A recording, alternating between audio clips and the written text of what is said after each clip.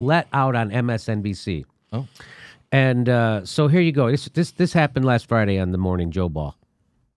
So Jeffrey Sachs, chime in. This is very different. First of all, I'm like, who's Jeffrey Sachs? I watch MSNBC all the time. I don't ever remember seeing this guy. Why? What? And I'm like, oh, so there's a new guy. I'm thinking, did the CIA just pull a new guy out to push the war? Who is this guy? And listen to what he says. And now you know why you're never going to see him on MSNBC. Here it comes. Than just a war between two countries. This is as convoluted as it gets and could get out of control. I don't think people might really conceptualize, maybe even not this president, how out of control this could escalate. It's true, but I think we have to step back and not put this in partisan terms. This is a U.S. mistake that started 7 years ago. And I remember the day on your show. Mm-hmm. Funny, right? I'm like, I'm just thinking what you said. This guy will never be in there. This is a U.S. mistake. What a treat to hear someone like this. Yes, what a treat. I can already tell it's like, giving it to you straight. Here it comes. Like, when President Obama said, Assad must go, and I looked at you and Joe and I said, how's he going to do that? Where's the policy for that? Right. And we know they sent in the CIA to overthrow Assad. The CIA and Saudi Arabia together in covert operations tried to overthrow Assad. It was a disaster.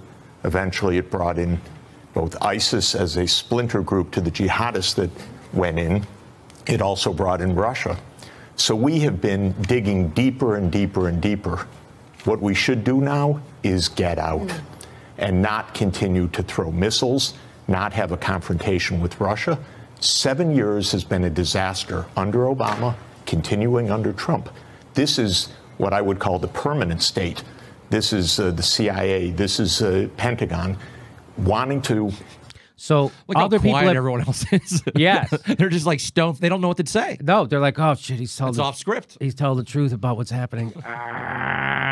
So he said this is the permanent state, meaning it doesn't matter who's elected. This is the CIA and the NSA. This is the deep state. Other people refer to it as the deep state, the intelligence community. He calls it the permanent state, which I like that because it lets you know that this is the permanent war machine, and it doesn't matter who's the president or who's in power. These are the people in power, the permanent state, the war machine. That's what he means. And listen, he goes on. No way to do that. And so we have made a proxy war in Syria. It's killed 500,000 people, displaced 10 million. And I'll say predictably so, because I predicted it 7 years ago that there was no way to do this and that it would make a complete chaos. So what I would plead to President Trump is get out. Like his instinct told him, by the way. That was his instinct. Right. But then all the establishment, the New York Times, the Washington Post, the Pentagon, everybody said, no, that's irresponsible. But his instinct is right. Get out. We've done it. This is unbelievable. He's saying everybody, New York Times, Washington Post, he's laying it down. And you see the stunned look at like, oh my God, this guy, somebody forgot to pay this guy. Is this guy not under contract? Does he not know? You just brought in someone off the street that they're going to tell you the truth. What are you doing? Look at them all just stunned, sitting there. Like, this is not how it's supposed to go. Here we go. Damage 7 years. And now we really risk a confrontation with Russia that is extraordinarily dangerous, reckless. Admiral Stavridis, President Trump had... reckless. So there's a guy laying it down, Jeffrey Sachs from Columbia University, and that's stunning. That's stunning. And it's funny that they all just don't go, wait a minute. We started this war. It was the CIA that went? It wasn't a natural uprising? No. You mean all the stuff that everybody, we shouldn't be doing this? This is actually us committing war crimes, and this is us breaking international laws? Yes. We're breaking the international law by going into someone else's sovereign country and bombing them. That's what we're doing. Judah, anything? Well, I agree with everything you're saying. And also, if you look at regime change, and you can just see it like how it's just put morals aside. It's wrong, but morality aside, why would you even think it would work? I mean, Right. That's like, let's say your neighbor's house. You walked over there once because some of the mail was delivered to you, so you just dropped it off to them, and you saw their living room, and you decided, oh, you don't like it. So the next day when they're out, you're going to break in and rearrange their living room and decorate it the way you like. Do you think that's going to end well? You know what I mean? So it's like, morality aside, how is regime change ever going to fucking work? It's just wrong on every level, And It's never worked. Yeah. We tried to overthrow Syria in the 50s. We did overthrow Iran in the 50s, and then we installed a puppet called the Shah, who was a repressive authoritarian, and the people rebelled against him, and that's how we had the Ayatollah. Yeah. You know who go ahead. No, I'm saying, who talks about this is one of my favorite movies is Starship Troopers, which a lot of people don't. Paul Verhoeven did it, and a lot of people don't realize it's actually Tim a Allen in satire. What's that? No, that's a different one. That's okay. Galaxy Quest, I think. Yeah, this is a hardcore action sci-fi movie, but it's really a satire on American imperialism. And the director's commentary track is the writer and the director. They're talking about the Shah. They're talking about U.S. imperialism throughout the Middle East and South America, and it's great. It's like right up your alley. It's right with what we're talking about. I'll check that out. We've been definitely doing that for so long. It's sorry. So now they throw it. Now they throw it to a guy who's been paid to advocate for war, and he's a colonel. And let's hear all the BS he has. So they go right from Jeffrey Sachs to this guy. Dangerous, reckless. Admiral Stavridis, President Trump has said, He's not a colonel, he's an admiral. So they go to an admiral. Here we go. going back now several months, that we should get out of Syria. That was his advice to Barack Obama many years ago: get out of Syria. What are the consequences if you walk away right now from Syria without responding to a chemical attack from the regime there? Which I like how he unskeptically just repeats the government talking point that there was a chemical attack by Assad on his own people. He knows that they never did an investigation. He knows there's no conclusion. He knows that the last two gas attacks have been proven to be false flags committed by the rebels. He knows that, yet he doesn't say any of that. Why? Because he's paid not to say that.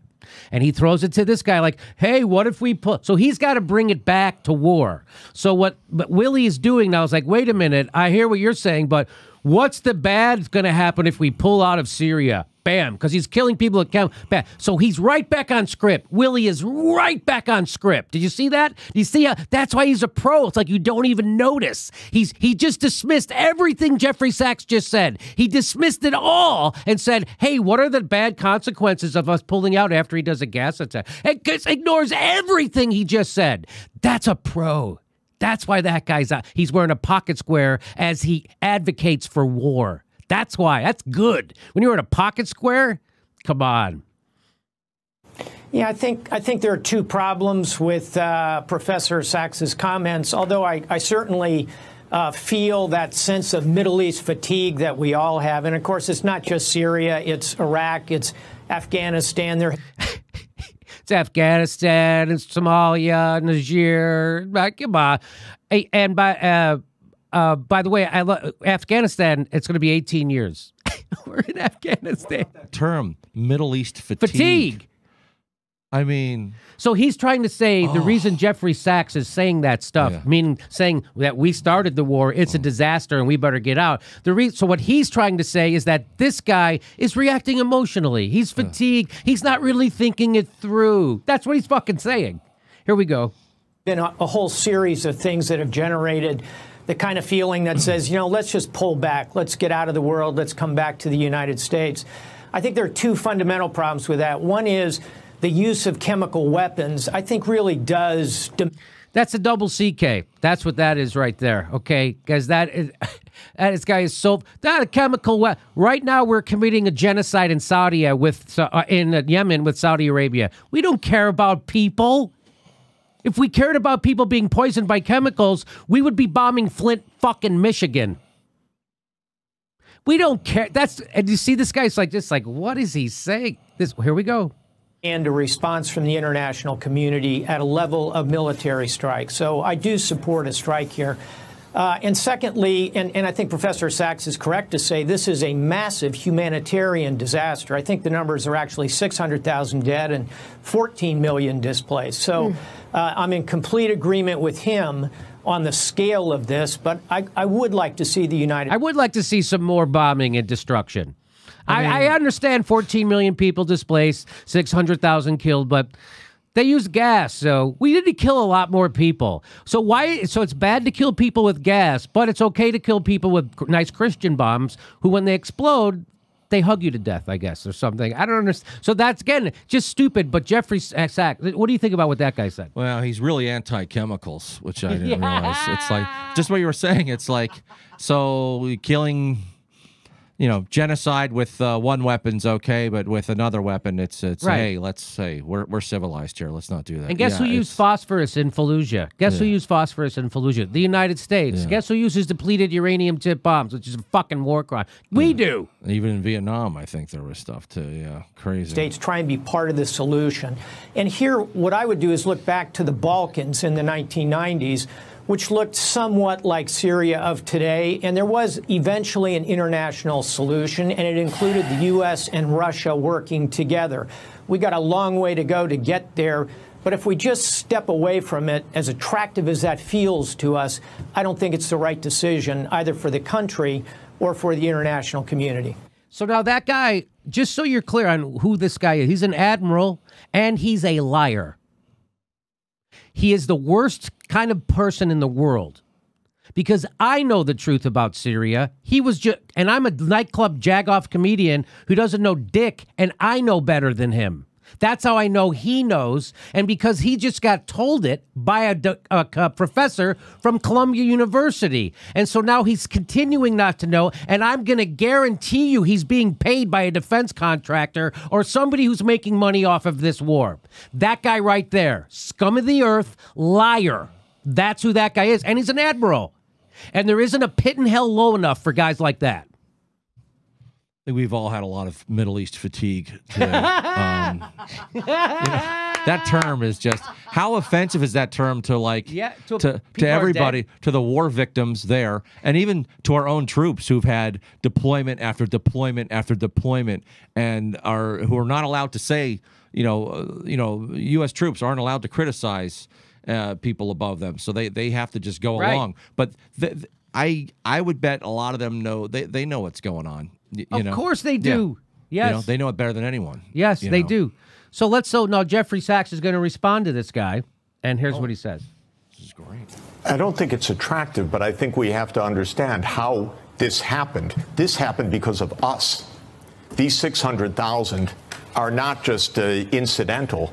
We started a war to overthrow a regime. It was covert. It was Timber Sycamore. People can look it up, the CIA operation. Timber Sycamore, look it up. Together with Saudi Arabia, still it's shrouded in secrecy, which is part of the problem in our country. A major war effort, shrouded in secrecy, never debated by Congress, never explained to the American people, signed by President Obama, never explained. And this created chaos.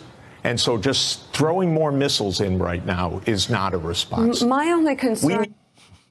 It's, by the way, not to walk away, to go to the UN Security Council, as the Admiral says, to agree with Russia on a strategy for ending the fight. But ending the fight means that we stop trying to overthrow a government, that we stop trying to support rebels who are committed to overthrowing a government. That is where this war continues, because we, to this day, back rebels that are trying to overthrow a government contrary to international law, contrary to the UN Charter, contrary to common sense, contrary to practical path. We can't do it. And it's just creating ongoing crisis to the extent of facing an imminent confrontation with Russia. So I think this is...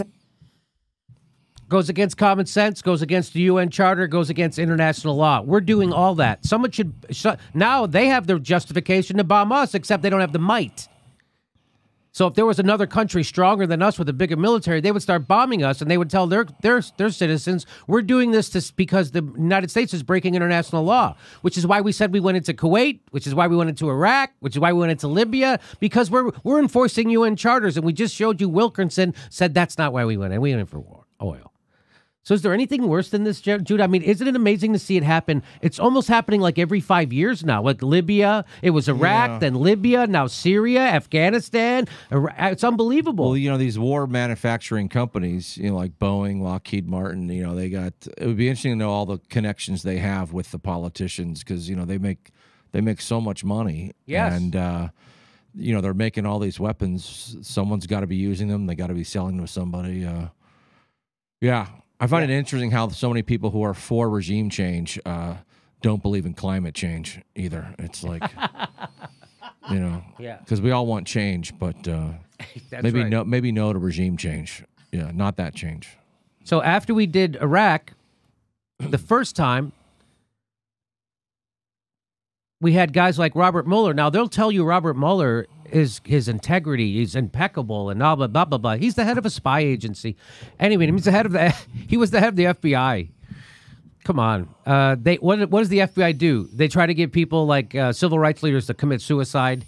They bug everybody. If you're trying to help the people, they smear you as a communist. So you get it, right? That's what the FBI is. And here's Robert Mueller, guy who's Mr. Integrity. Here's what he had to say during the Iraq War. As Director Tenet has pointed out, Secretary Powell presented evidence last week that Baghdad has failed to disarm its weapons of mass destruction. Now, if you know anything about liars, this guy's got about 30 tells flying right off him right now that he knows he's lying. He can't even make eye contact with the person he's talking to tell him these lies. He barely could get it out of his mouth. Watch. Here we go. Willfully attempting to evade and deceive the international community. Our particular concern is that Saddam Hussein may supply terrorists with biological, chemical, or radiological material. It's hilarious how much it's obvious he's lying and he knows it, right? Well, he has that. He says may, so that's like his out clause. That's his out claim. Yeah. And what he says, that's what we're afraid of. Yeah, we're afraid that Saddam may give chemical weapons. Why? Because we gave him the chemical weapons. Yeah. It doesn't say that part. Yeah. But we gave Saddam the chemical weapons, so maybe somebody should invade us by your logic. So that's who that is. And let's just remember, Nikki Haley is pushing for war at Syria. She says, trust the USA. And there is Colin Powell saying, trust the USA. Oh, wow. Judith, thanks for being our guest. Thanks for having me here, man. Keep doing your thing, man. Okay, brother. Yeah. Please make sure you subscribe. Even if you think you are, you're probably not. Just takes a second to check and then click the bell so they give you a notification when we drop a video. They probably won't notify you because they're trying to suppress independent news, but that's all we can do. June 30th, we're in Portland, Oregon. If you can become a patron, we give you hours of bonus material every week. And we're on Steam It. We're steaming it right now. Plus, on Saturdays, we do our Super Chat. It's a solid chat Saturday. You ask us questions, we'll talk back. That's at 2 p.m. Pacific time on Saturdays. Thanks for your support.